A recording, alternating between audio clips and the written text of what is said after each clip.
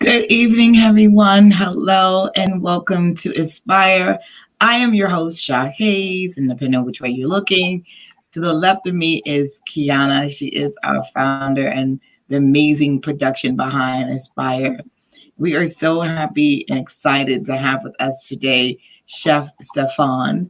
He is a celebrity chef and has had a journey that I'm so excited to get into. He's a CEO of his own business, Foster Fusion, and he has a barbecue line that is low in calories. We all think the sugar makes things taste better, but it's the flavor that does it. So we're so excited to find out about his journey and how he went from a corporate world to becoming a celebrity chef. But without further ado, let's welcome Stephon. Hello. Hey. How are you? Can you hear us? Can you hear us okay? Yeah, the sound isn't good. We can hear you great. Can you I can't turn it hear. a little bit? I can't hear the ladies. You can't hear us? Shot. You have your earbuds in?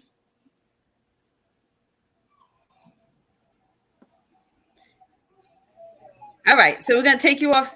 Yeah, it's coming in on my sound very robotic. Huh. I'm going to take you off. Okay. So we'll wait for him to come back. So, Shah, How was your week?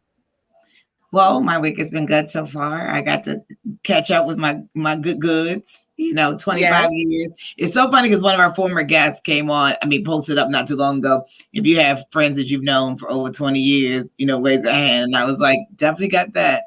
And I would say that's always a true testament of a person's character when they can say that they have known someone that long. And I've always said too that when girls say to me, well, I don't like females. I don't really hang around females. I always say, I feel so sorry for you. Like to not have an experience where you have girlfriends that you can be around the door and not be around every day. And it feels like just yesterday you were together. So. Yep. You're absolutely right. But we had such a great time yesterday.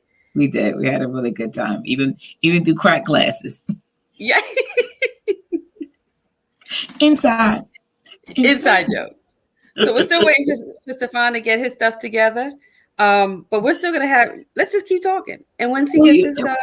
And then plus addition to that, we want to make sure everybody knows if you want to support the show. We've been doing this, we're in our third season now. Can you believe that? Oh my goodness. We had like 39, 40 guests. It's been 30, 40 total. So third season. More than that now because we're season 3. So yeah, right. If we count the ones we've had already so far. But if you definitely want to support the show, please cash app us at $ Kiana Tennant. And any dollar amount, you can do $1, $10, $5. Everything you donate to the show goes towards the production of us being able to connect to people, to be able to share their journey so that they could be an inspiration to others. But if you also know of someone who you think would be a great to come on and share their journey, email us, okay? Email us, inspiredbyanonymous@gmail.com. It's right there below, so I don't have to spell it, just in case you don't know how to spell it. And make sure you follow us on Instagram too as well, on IG and Facebook, because this goes live on Facebook and YouTube. So that way you can see it live, or if you miss it, we know everyone's busy at times. Exactly. You can follow us and see the video after it's aired. So, and tell a friend, and tell another friend. Follow us. Another friend. Yeah, it would be great. Like one day we're gonna actually do like a Inspire live, like out somewhere. That'd be awesome to do it somewhere. Get like a live studio on. We're back to normal. That'd be cool to do that. Because then especially we can get some young people in the audience to like ask questions, and so stay tuned. We got a lot of special guests coming up. So we do. We really do. We have a lot in store for season 3. Hold on. Let's see what's going on with Stephon. Let's check in with him and see. Hold on. All right. So I think I'm good. I'm not too sure. Can you hear us? Yes. Whew. That was a little bit of a workout. I don't know. We were talking fine before, then it just went into cyborg mode. Yeah, we were. But we're here now. What it is too, the iPhones. This iPhone is StreamYard.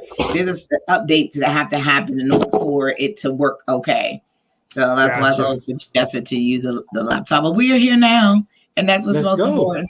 And you can hear us, so that's even more important. Loud Shout and out to clear. Charlotta. Charlotta Smith is on watching us now. And Chef Stephon's going to be back with us in a minute. And we're going to talk about these drunken braised ribs that I saw earlier in the video that you braised with some Oh, good old Guinness. You know, that was yes. amazing. But I want to start out with what you. It looks so good. I mean, when you could tell, they always say you eat with your eyes first, so that definitely looked like something I would want to put my whole face into. So, Nah, you would absolutely. yes. So let's take a step back before we get into your culinary chops to start out with. Sure. Starting with you coming into yourself as a child and playing in the backyard of the home or on the fields or playground. Like when you were aspiring for things in life, like what were the things that you would like to do, like a hobby wise? What was the first thing you started doing? That's a very, very good question because I always reflect back to my childhood to where I'm at now. And one of the things that you just mentioned was eating with your eyes. So one of the things that I've always did when I was a kid was draw. I was very artistic. I would do with chalk, pencil, colored pencils, crayons, and I would make very different arts. I would do a lot of mimicking of like Voltron, GI Joes. I would draw all these kinds of things. And at some point later on, when I got into sports, I didn't draw as much. And growing up in Brooklyn before I actually moved out to Jersey, there was a lot of playing outside. And one of the things that we always enjoyed was, doing things like Skelly. And I always was the one that was responsible for making the box to do Skelly because my lines So Skelly, wait, you got to with Skelly. Break that down. All right. So Skelly was a game that we played in Brooklyn. And it's about 18 boxes and you play with a top of a jelly jar, milk tops, and we will fill them with street wax. So whenever they did the streets and stuff like that, we'll get tar from the streets and we'll put them in our little caps and we will pluck them from box 1 to box 2 to box 3 to box 4. And if anybody's in your way, you can switch your top to a big jam. So if I had like a Smucker's top and it's filled up with tar, it's usually about that big. And if you have a milk top about that size, well, getting hit by that big Smucker's top would knock your top off the block, and the first person to get through all the blocks will be the winner. I just love the fact that, I always say that's one thing about our people in our culture. We didn't need video games and we will find things to make up our own way and how that made, because it's creative. It allows you to expand your mind as opposed to having a game that someone's telling you how to play it. So that's awesome. 100%. So we play games like that, hopscotch, freeze tag, and things like that. So, but when it wasn't outside time at home, I'm the oldest of 7 siblings. Oh, wow. I was always drawing and writing, drawing and writing, and drawing and writing. And it actually came into play later on. And this is one of the reasons why eating with your eyes happens for me, because when I'm doing my plates, I'm going back to my childhood and I'm actually coordinating the colors and the design on how I would want it if I was drawing it on paper. Yes. Well, that's such a great thing because oftentimes when, as far as like you having that eye, because plating is a thing that people don't think about, but it's a full art. They have people who just style 100%. Food, just like literally they're responsible. Like every magazine you see, every TV you see, and you see food on the table, people eating, someone actually had to put that out. That wasn't just like throwing Popeye's chicken on the table. So that's a 100%. Great thing that you had that skill set. But at that time, you didn't know that food was, something you were connected to, just that you had art in your mind, so you just knew how to create and draw. So as you kind of decided as far as a drawing thing, did you ever think to yourself you wanted to tap into that as far as doing as a career, or was that something you just did for fun? I just did it for fun. It was, I didn't know at that age what I wanted to do, and thankful enough, I was very privileged to be raised in a very unique family situation. And having my extended mom introduced me into everything that I can possibly imagine so that I can pick and choose what I like.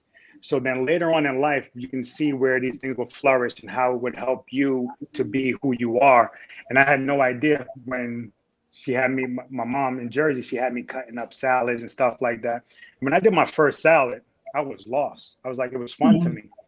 And then she always made her eggs with milk, and my dad would make his eggs with a little bit of water to stretch it out. Yeah. So me being the genius of loving my parents, I did a little bit of milk, I did a little bit of water, and my eggs never formed. It was like, it was throw up. And I had eggs in there. I had egg ham. wash. Yeah, I had ham, I had cheese, and it just wouldn't form, and I didn't understand why. And I had to pick and choose. I either go to stretching it out with water or making it a little bit creamier and smoother and fluffy with the milk. And you just pulled a whole gallon inside of 2 eggs. Basically, it just didn't work out. But those are trials. That's trial and error, and that's basically how I learned how to cook. I didn't have any formal training until a few years ago, and then everything that I did as a kid into my teenage years, into my young adults, and even into my 30s, everything that I did was a freestyle and trial and error, and things that I liked, and I would put them together. And whatever I didn't like, I would just leave it alone. So later on, this is how it actually it came together in such a beautiful way. And I'll tell you about that a little bit later. So tell me about, like, so once after, you're a child developing all these senses of learning and creatively exploring different things. And so you, at some point, leaving from school, decide that you wanted to go into a profession. What did you choose, and how did it kind of go from being the corporate world? Well, before I even got into culinary, so wow, that's a story. So actually, in high school is really where I started to get a feel for cooking. I would cook for my teammates, my friends, and of course, my siblings. I was the eldest, so I was in charge of taking care of cooking and preparing meals for everybody while mom and dad was at work. So going into college, starting off at Nassau Community College, and then going on to the University of New Haven, and then leaving University of New Haven and going on to college at Old Westbury. I had no idea that cooking was going to be my future because I was studying marketing. I picked marketing because it was flexible, it was diverse, and I could do a lot of different things with a business degree. I ended up graduating from college and starting out at a real estate company. And I worked there for about 5 or 6 months. And then the knives and the forks and the spoons that was in my back, I'm like, this is not going to work for me. Yeah. So that same day that I decided to quit the real estate business, which is still something that I didn't particularly quit, but it's still part of my life today. I ended up going to a Honda dealership, and I was there for 15 years. Wow. One car dealership for 15 years. I started off as a salesman, then I moved on to being a sales manager. We had a recession. I went on to get educated in finance and insurance, and then I went back to the same dealership with a finance and insurance degree, and I became the finance and insurance manager. Shortly after that, they moved me up to general sales manager. And after general sales manager, I have a thing, like, that's 3 positions. Give me 5 years. After 5 years, if I'm not moving on into something after year 5, I'm not interested. Yeah. I need to continue growing. And fortunate enough for me at that point, going into my 5th year of my 3rd term at Honda, coming up to 15 years, I was at a Starbucks, and I was handling a customer on the phone while I was trying to get my frappe. I had no idea who this gentleman was, but right behind me was Elon Musk. Wow. Elon Musk was actually dipped into my conversation because my client was actually pretty irate. She wasn't happy. And I kept talking, to ensure her that everything was going to be okay. And by the time the conversation was done, about 3 minutes later, she was happy and ready to go to pick up her car later on that evening. Well, right behind me, the gentleman said to me, you did very well taking care of that customer. Have you ever thought about getting into the solar industry? Not really. I don't know anything about the solar industry. Right. So he's like, if you're interested in a career change, we can really use someone like you. And when I took his card, and I ended up calling, and I met another gentleman, his regional sales manager, a gentleman by the name of Aston Morris, gave me a call. And when Aston gave me a call, I'm like, I wasn't interested in the solar industry, but hey, Now I It's am. Elon Musk. And it's Yeah. also Elon Musk. So I started working for Solar City, which is a division of Tesla, which Solar City got canceled out and then transferred into Tesla. And that's when life really, really, really changed for me.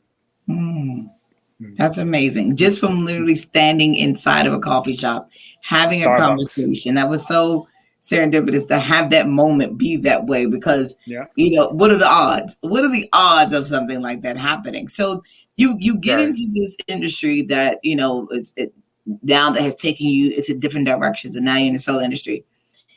Then did you find yourself at that point wanting to change, or you just, as you say, you like a person who want to keep growing, and if you don't grow, then you're Not ready at all. to do something Yeah. different?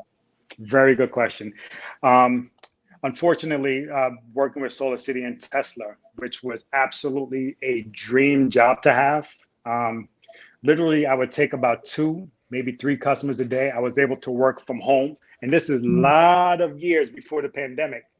And when I went out to someone's home, it was really to go into design how the solar panels would get onto their roof. So it was super easy. The money was astonishing. It was really good. And the potential later on down the line was going to be astronomical. And unfortunately, I got into a car accident in 2016. While working for Solar City and Tesla, I was rear-ended and head on into a pole, knocked unconscious, ended up having seizures. 4 titanium rods in my neck, 4 titanium rods in my lower back, changed my life that quick. And unfortunately, with that and having anxiety and a little bit of depression, driving and going from house to house was not a good fit for me. And then on top of that, my accident, unfortunately, was a hit and run. So I really didn't have a good trust for people and going into people's homes to do their designs. It just wasn't going to work for me. But at the same time, I still had to figure out what I'm going to do for the rest of my life. And at that point, I was cooking for my family and my friends and, you know, doing like little things for them. And then I cooked for the right person at the right time and being at the right place. And a gentleman that I met, but I didn't meet him at that point. I had no idea who he was, but I was just cooking for, you know, for family. And he happened to be a guest. And his wife, David Lopez. I mean, I have to say his name. It's just hard for me not to. I can't leave him out. I was hoping that you was going to like segue his name. You look great. Yeah, he's a big, humongous part of my career. And David is actually, at that point, he was the dean, not only of the #1 culinary school in New York, but also the #1 culinary school in the world. Wow. And his wife had tried some of my cooking at the event, and she was bonkers about it. I was like, and for me, it's like, it's kind of embarrassing because I'm not the big center of attention. Like, catch me behind the scenes. You know, I don't want to serve you the food. I want to cook it. You know, let me be the DJ. I don't want to be the MC. Let me be the DJ. You know, and she absolutely loved it. She told him about it. And when I say it wasn't the first time. It was actually the second time in life that I actually got a standing ovation for something that I absolutely did not expect. Wow. And she rounded up a standing ovation and thanked me very much from the bottom of her heart that the food was absolutely fabulous. I had no idea where everything was going. But did you remember what you made? Do you remember what you made that evening? At that day, I made HennyQ and jerked salmon. I made mac and cheese. I make this salad that we've now known to call it the crack salad. It's probably one of the best salads you'll ever have. Really? You could make a salad be a crack salad. Then I got to be a special kind of salad. It's a special salad, and you know, and it's my rendition of a Caesar salad. But everyone who has had it till this date, knock on wood to keep it going, have like, what is this? Like, how do you make salad be so enjoyable? But these are just things that I've enjoyed over my life, and I've just added it and added my own fusion. That's how Foster's Fusions came about. So back to David. So having a conversation with David, he asked me, it's like, so where were you trained? At that point, I had zero formal training on how to cook. It was just trial and error and just learning from my family and just picking up tastes that I like. And it's been working for me. So he ends up saying, like, listen, hey, why don't you come by, the school, because I am actually the dean of the International Culinary Center in Manhattan. Come down for a visit, see how you like it, and let's see what we can do. At that point, I was engaged to my now wife, and we were planning to move literally that summer. This is now the summer of 2017. And now we were planning to move in 2018. Well, that changed. That changed real quick because once I went to the school, I absolutely loved it. What I don't love is Manhattan, and traveling to Manhattan, it's a different ball game. And when I tell you how much different it is, and how much different it changed my lifestyle a lot. I have a different respect for Manhattan. Long story short, I ended up going and I saw the school, met some of the chefs, and I was just in awe because everything that I was doing in the kitchen that everyone thought was great, I wasn't doing it the right way. Yeah. And for me, that's it was like that's what my best friend says when she went to culinary school.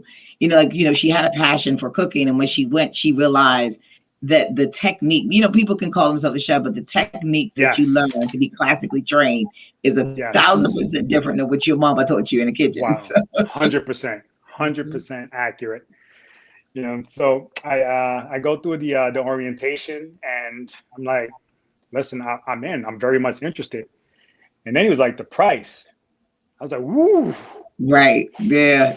They're like, they want you to really want to invest in your future. 1, 2, 3, carry. That's not affordable right now. It's either school or get a house now, or don't get a house and go to school and figure it out. Yeah. Well, it's like, you know what? The house is great, but at the same time, I'm in love with cooking. I love it's a passion. It's not just love, and it's every detail when I cook. And I'm not one of those Gordon Ramsays, like, I'm going to curse you out, but I'm looking for a particular taste. And once I have that taste locked in, I know what ingredients to use and how to make it work for me so that it can work for whoever's going to eat it, and they're going to love it. I pride myself on it. But that's so great that you have now, especially, because again, you've had stages in your life where you just fallen into a scenario where someone has paved the way for you to get to the next step in your life. As you're now in culinary school, getting all the training, and you leave, and then what? Because you can go into a restaurant, you can work for yourself. Like, what did you decide you wanted to form yourself into after leaving culinary school? Well, after culinary school, it was a wrap, because one of the things that I learned in school, and then I also did an internship at a restaurant, a free internship. I wasn't getting paid, but to work in a restaurant itself, monumental, because I had no idea how a restaurant worked, just to know the different compartments and the different sections. So I was like, all right, you know what? We're moving, and I don't have all the details on how to run this myself, but learning from that internship, it gave me some good groundwork. And I'm like, all right, I'm not ready to run a restaurant just yet. But what I did learn in school, because I was making a particular sauce, which is basically my family sauce, which is the first one released is HennyQ. And I was making this sauce since like 2000.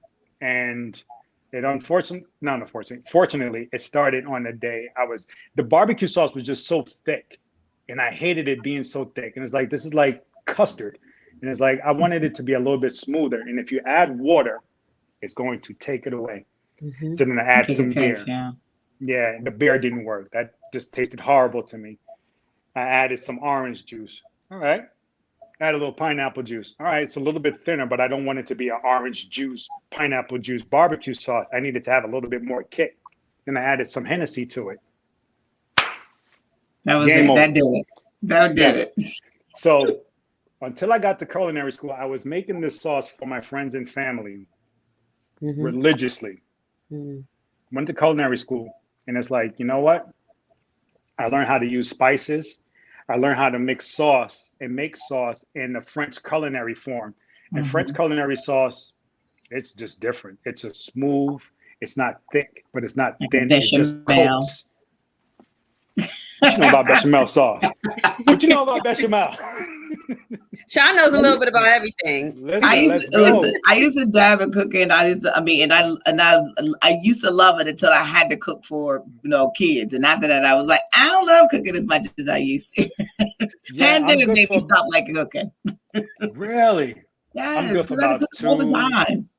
Wow, I'm doing like 1 to 2 bechamel sauce a week. Do you really? Different forms. Yeah, I don't even have to measure it anymore. It's just like I know exactly what to put. I know the texture I'm looking for. I'm whipping it up in 4 or 5 minutes, no problem. But then, and so now that you make this sauce, and like I saw the video, and when I saw the video, just the production that's going into this, and you have this HennyQ, like you have a full line that you now have, and is low calorie, and that I haven't tasted it, which I can't wait to get some now because you're about to. Because I make ribs a lot. That's one of the things I do make all the time, again. So that to me, I'm like a sauce that I can be like mindful of my calorie intake. Yeah, sign me up for it. So when you decided, okay, I love this sauce that I make for my friends and family, did it come a light bulb moment that you wanted to put into production for selling? To start, I was actually going to start with a food truck. And something was just saying that, you know what, it's too early for the food truck. Don't do it just yet. And I'm like, all right, then what can I do? It's like, you know what, I already learned how to mix these spices and mix these herbs to get to a particular flavor and taste that I want without adding all these preservative and adding all this fat and all this sugar and all this salt.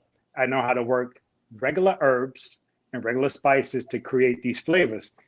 So it's like, you know what? I'm not going to do the food truck. Me and my wife decided that, you know what, we're not going to go that route. And I decided to release the sauce. So once I made the sauce in culinary school, just from learning how to make sauce the French culinary way, the sauce that I was making before, gone. Really? So the texture changed. The flavor is still there, but the flavor has a different pop. And I cut out 90% of the calories. I cut out almost 95% of the salt. I cut out 99% of the sugar. Really? Wow. Yes. So with barbecue sauce, one of the problems is it's too much sugar. It's too much salt. So for folks with hypertension, diabetes, anyone who is even thinking about gluten-free or anything like that, fat-free, the sauce came out magnificent. I sent it in as a tester with a production company that a co-packer to replicate the sauce for me, and they nailed it on the second try. The first one was no good. It's like, well, we can try this and we can use this. Like, no, don't skim. I was like, you know what? I'll listen. I'll try it out. They sent it. No, that's not it. I don't want that one. Do it the way that I asked you to do it, and let's see how it goes there. They did it, and it was golden from there. From there, once I made the approval on the flavor, then it went into testing for acidity. It's low acid as well. When I got the results back, I was absolutely floored. And I couldn't believe it. I had to call, and I'm like, I'm looking at these numbers, but it doesn't make any sense to me. This can't be real. He's like, oh, no, we ran it 3 times. And he's like, you know what? And like, I'm going to tell you. The guy's name is Jim. He's like, I'm going to tell you, we've had a gazillion sauces that came in here, but this is by far the best sauce we have ever tasted. Awesome. That is amazing. So when you now have this production of your salsa that you have, and I know you have it available online, like what is your like main mission for what you want to have happen for this sauce? Well, listen, the main mission is to knock out all the sauces in front of me that are 80 calories per serving, 80 grams of fat, 60 grams of sugar. I want to knock all those out because, and most importantly, I want to make folks more aware that, you know what, you don't have to buy or spend your money on things that are not going to help with you health-wise. Things like, and I don't want to disrupt anybody's particular favorite barbecue sauce, but I know for a fact your favorite barbecue sauce, 1 tablespoon is 1 full bottle of my sauce. And I know blindfolded on my worst day, that sauce is knocking that sauce out of the ballpark. Okay. I am excited. Listen, and so I'm originally from DC, and they have this sauce called mumbo sauce.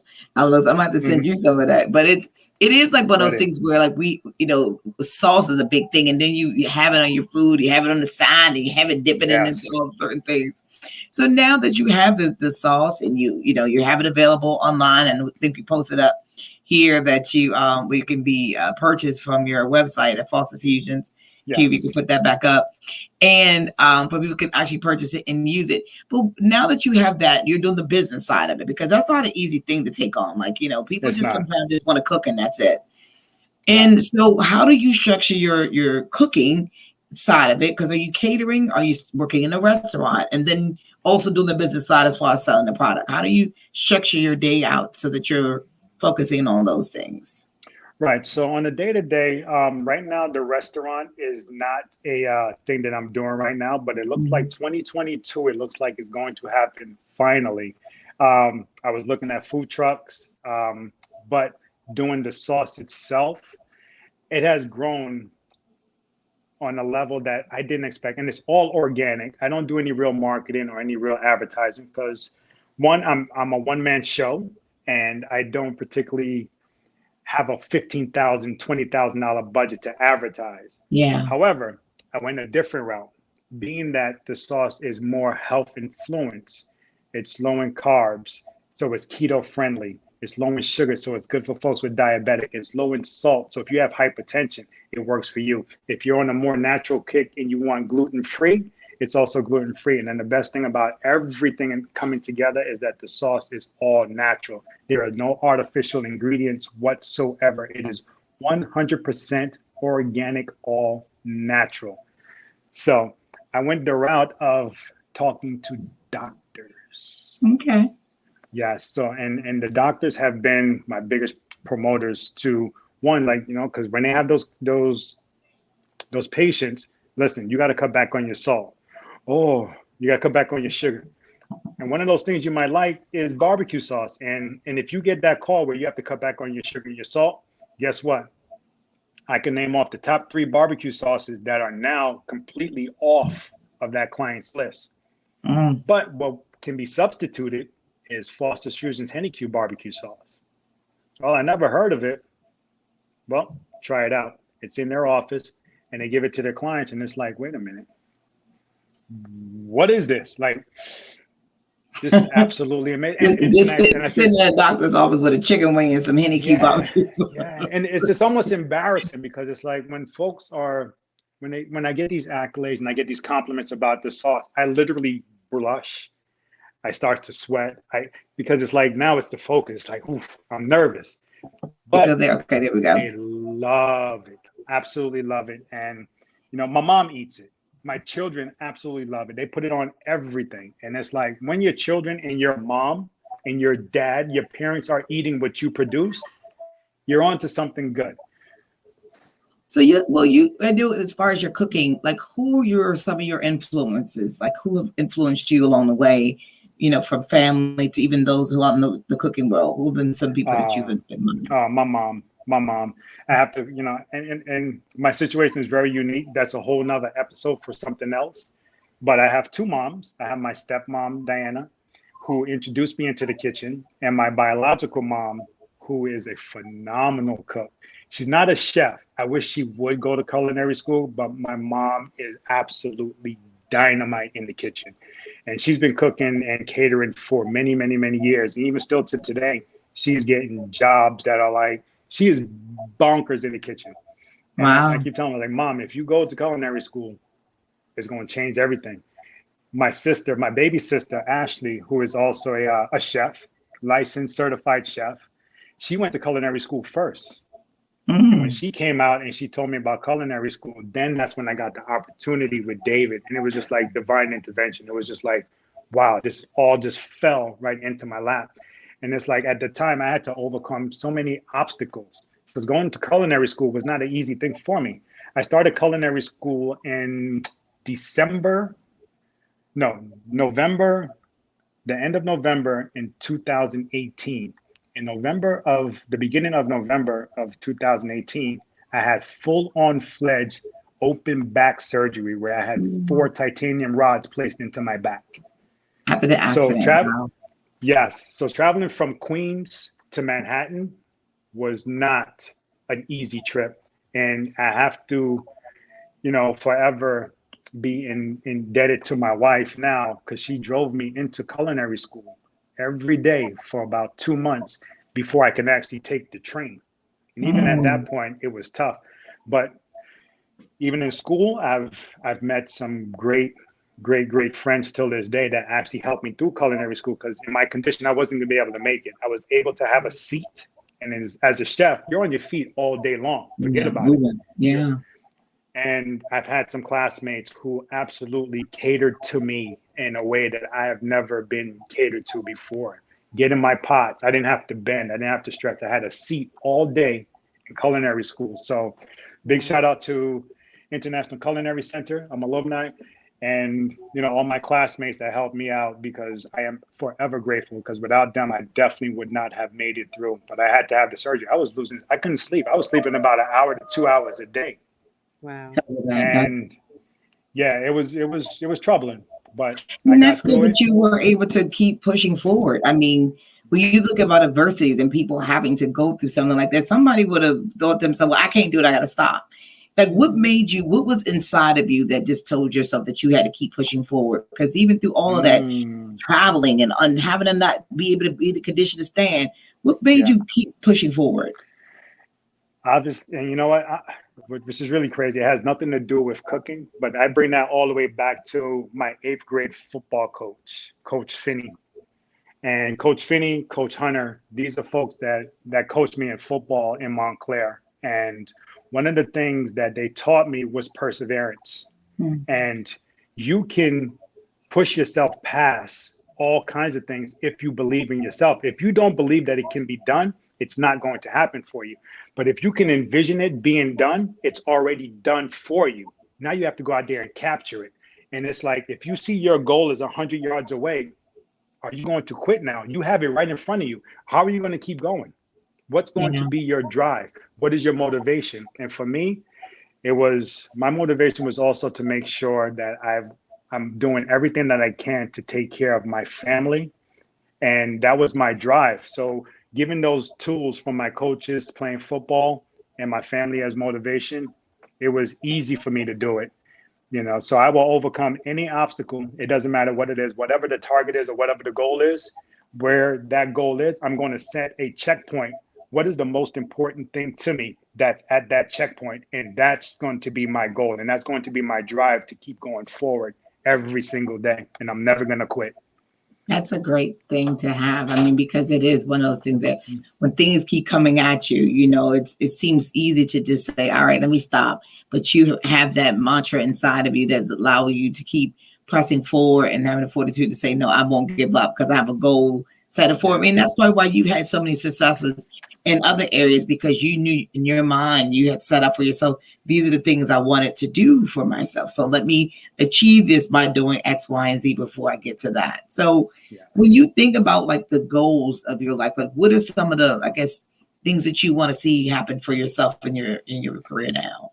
Let's go. All right. So at this point where I'm at, I'm fully committed to taking Foster's Fusions to the next level. I have 5 other sauces that I have yet to release on the market. And it's going from spicy to sweet, because the HennyQ is like right in between of sweet and spicy. And then the biggest part of that is to get my own factory to produce my own sauce in-house, because then I can cut out my co-packer, which I'm grateful for. But at the same time, I cut out my co-packer. I'm now giving a benefit to my clients and folks who are now going to be the recipients of purchasing HennyQ. And if I can cut my costs a lot, I can cut the purchase price for my clients as well. And that's just going to help dramatically. And, cooking for certain folks, you just don't know when you have to prepare things to feed people, you don't know whose life you're going to change or who is going to change your life. And at this point now, I've been fortunate enough not only to get a full scholarship, but I've also been fortunate enough to have folks who want to invest into Foster's Fusions and any restaurant ideas that we have going into the future. And I am forever grateful for any person that I have met, that I haven't met, because I have been blessed with having the right people in my life. And it's not about the quantity, it's the quality of people that I have around me now that is making everything come to fruition. And I'm just in awe. I'm excited about the future.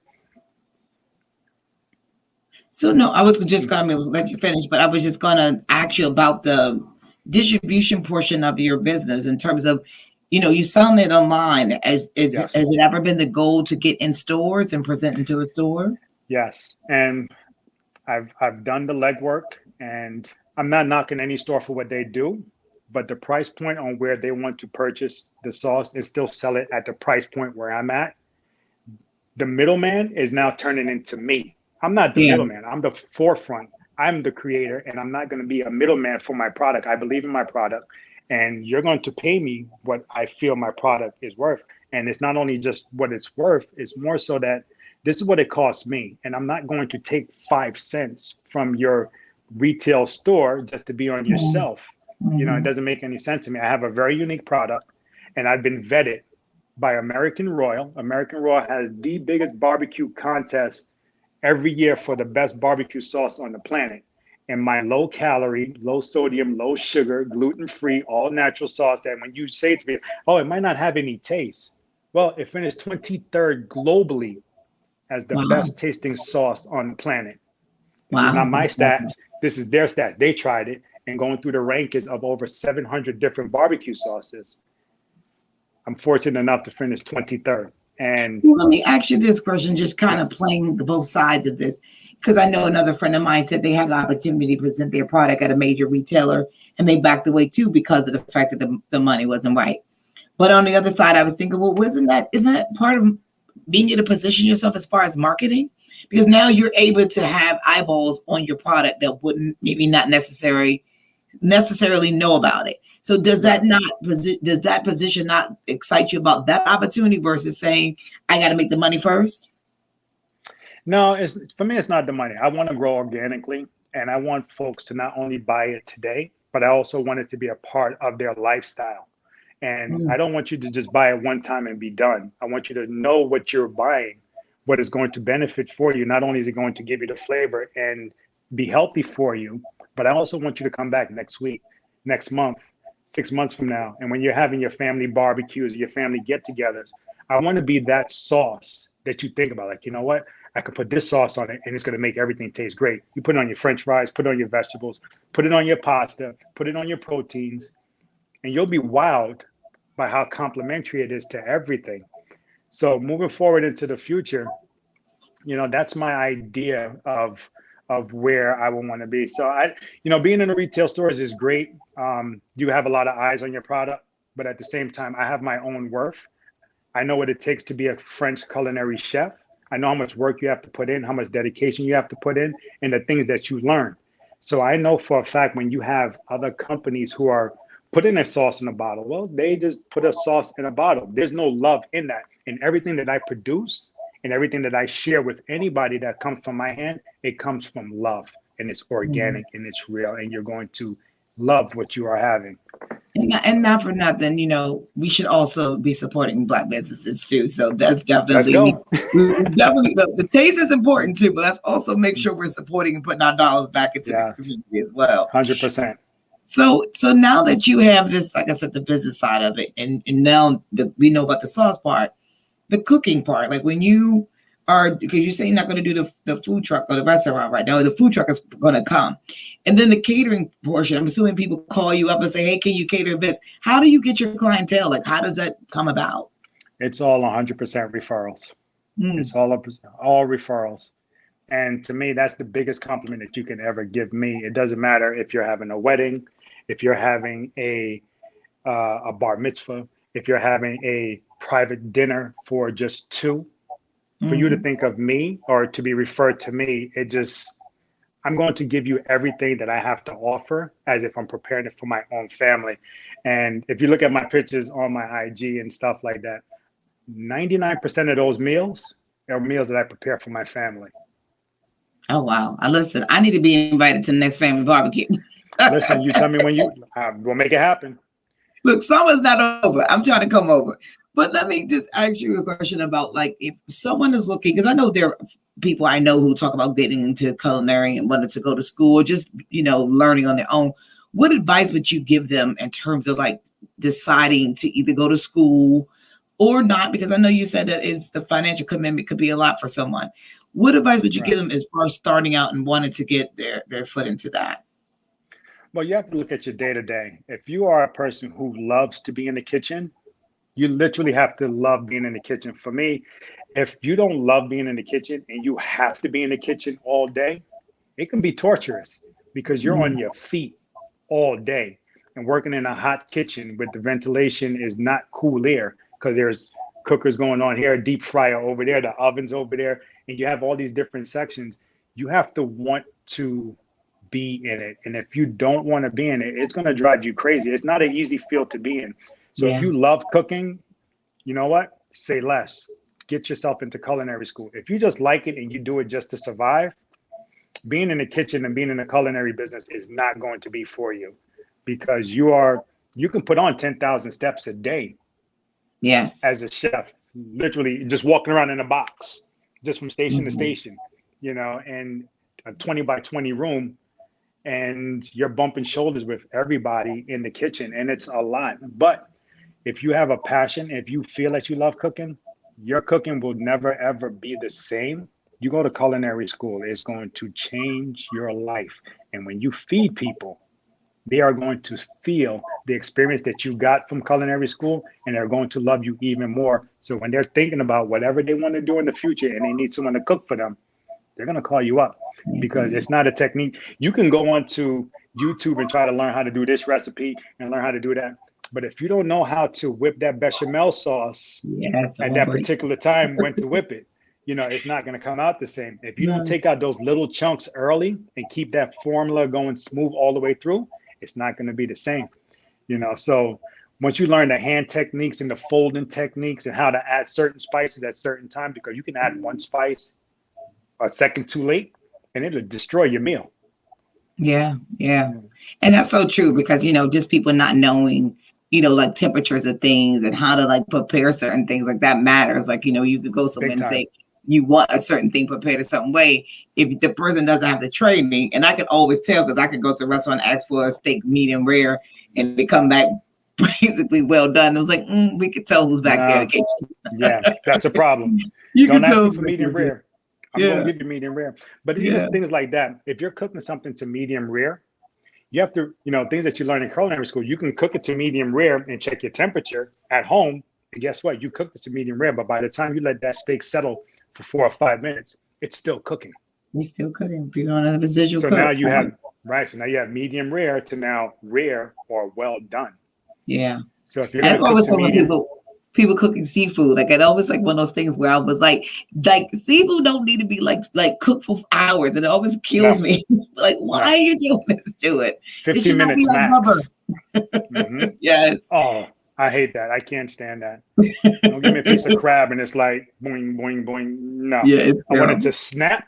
That crab needs to, I don't need to have, tools to break it. I need to break it with my hand and have that snap. And when it snaps, that's when you know it's cooked properly. That nice piece of crab protein is going to change your life.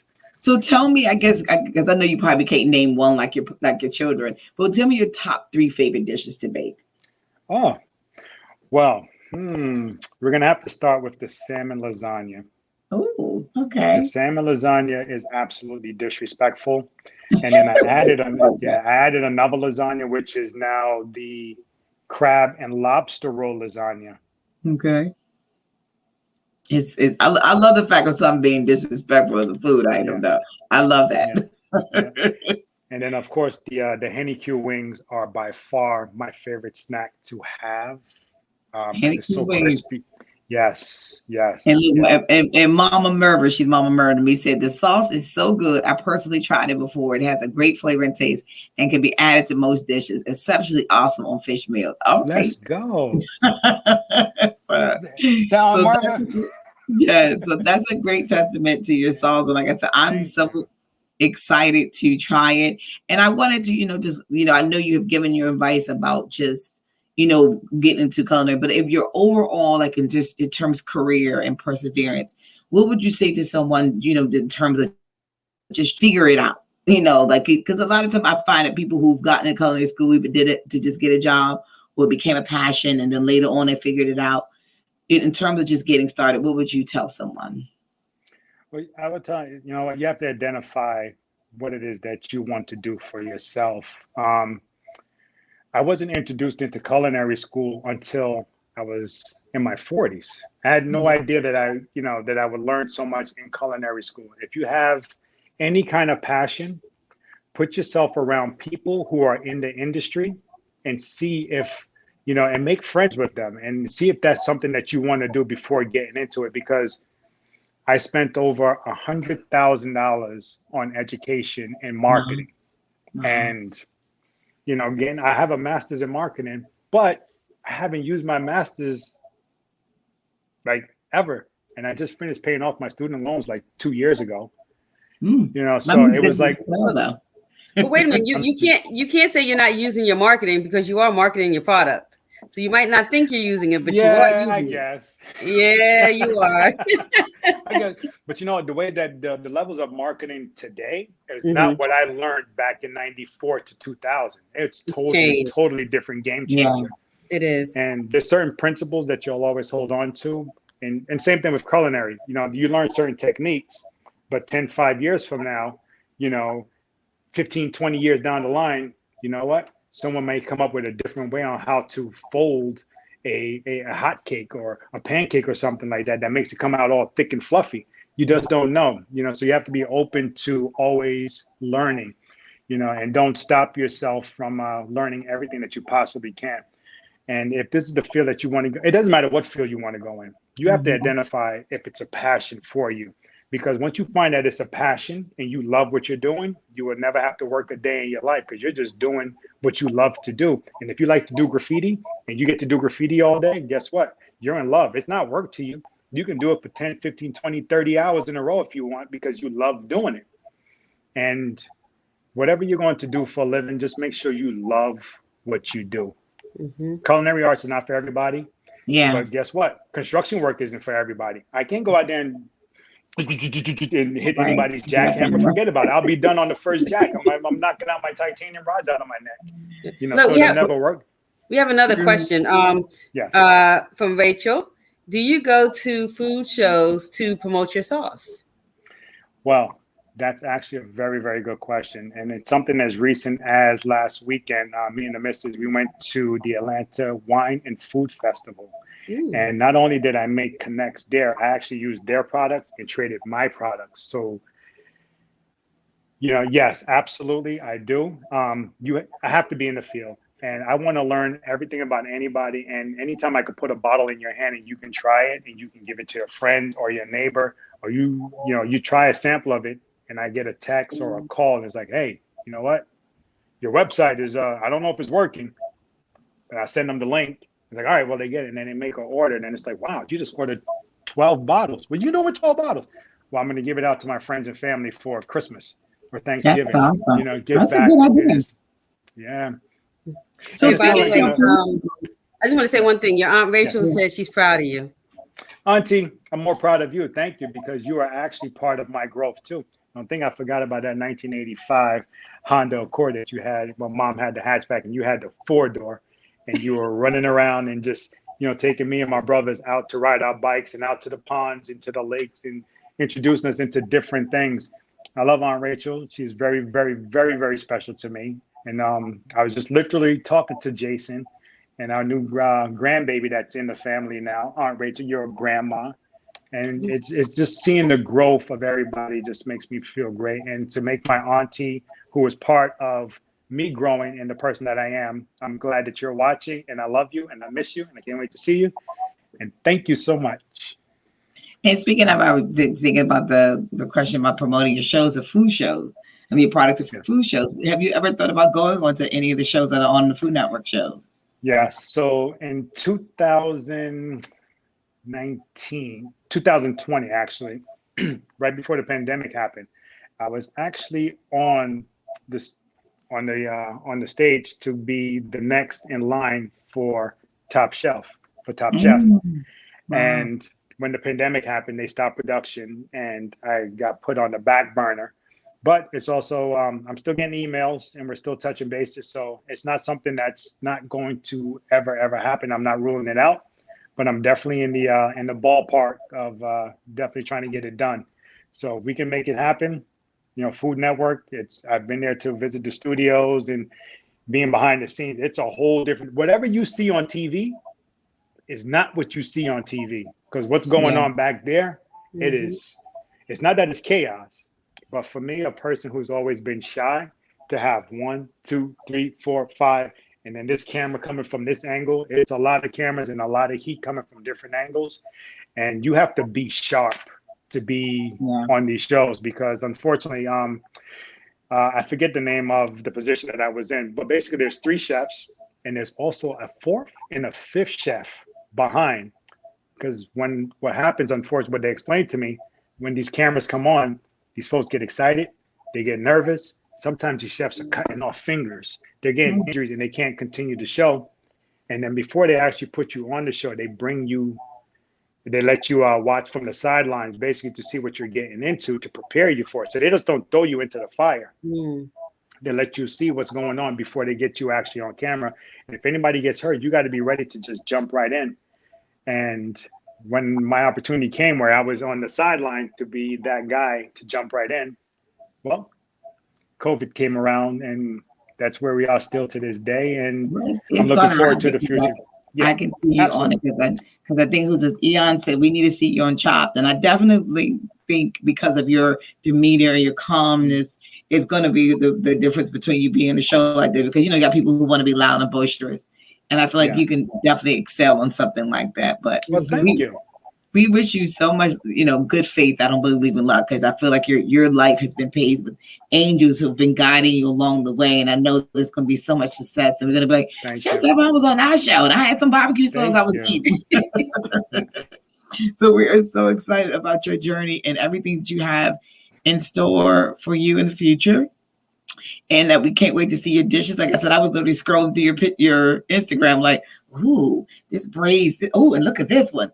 So I just can't wait to be able to actually one day try some of your food, and we'll be able Hold to on, have Sha, I'm not hearing this. you. Oh, that's okay. Well, Oh, come we're on. wrapping up anyway. So we thank you all for joining us tonight and listening in on Chef Stephon's journey and his journey from the corporate world to culinary arts. And again, if you want to support the show, make sure you do so by donating at $ Kiana Tennant on Cash App. And again, if you know of anyone who has been an inspiration to you, or you feel like you can inspire others by sharing your journey, please send us a message at inspirebyanonis@gmail.com. Follow us on Instagram and Facebook. So just in case you missed the show, miss 1 week, you can always catch it again on Facebook and YouTube at Inspired by Anonis. But until then, you all be blessed. And remember, we inspire together.